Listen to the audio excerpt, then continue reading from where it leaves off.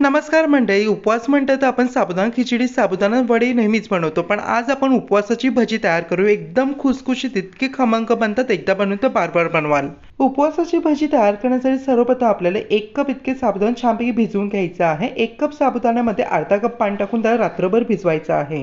हे बघा किती सुटसुटीत साबुदाणा तयार होतो. आता यामध्ये 2 मोठे बटाटे आपल्याला उकडून या पद्धतीने ग्रेट करून ॲड करायचे आहे. आता अर्धा कप इतकी शेंगदाणे आपल्याला छानपैकी पॅनमध्ये ॲड करून मीडियम फ्लेमवरती आपल्याला छानपैकी कंटिन्यूअसली चालवत भाजून घ्यायचे आहेत. हार्डली 1 मिनिटानंतर शेंगदाणे भाजले जातात. गॅस बंद करायचे आहे. एका मिक्सर जारमध्ये 5 ते 6 मिरच्या ॲड करून छान बारीक वाटायचे आहे. यामध्ये भाजलेले शेंगदाणे ॲड करून बारीक वाटून घ्यायचे आहे. या पद्धतीने भरडचं मिश्रण वाटायचं आहे. आता हे वाटलेलं मिश्रण देखील आपल्याला छानपैकी ग्रेट केलेले आपल्या पोटॅटो आणि साबुदाण्यामध्ये मिक्स करून चवीनुसार मीठ ॲड करायचं आणि छानपैकी मिक्स करायचं आहे.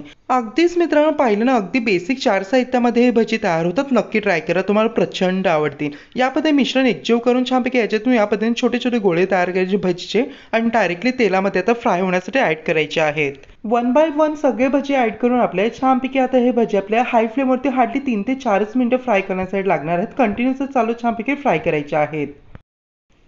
सो मित्रांनो, हे बघा हार्डली 3 मिनिटांचं पाहू शकता भजी छानपैकी गोल्डन ब्राऊन झाले. प्लेटमध्ये काढून घ्यायचे आहेत. अगदी मित्रांनो, खूपच खमंग ही भजी तयार होतात आणि बनवायला एकदम सोपं आहे. कोणीही बनवू शकतं. नक्की ट्राय करून बघा, तुमची अगदी फेवरेट होऊन जातील. सो मित्रांनो, कशी वाटली तुम्हाला ही रेसिपी मला कमेंट करून सांगायला विसरू नका. व्हिडिओ इतपत पाहता व्हिडिओ नक्कीच एक लाईक ठोका. तसं आपल्या चॅनल प्लीज प्लीज सबस्क्राईब करा. नक्की ही कुरकुरीत भजी ट्राय करून बघा. चला मंडळी, पुन्हा भेटूया. हर हर महादेव.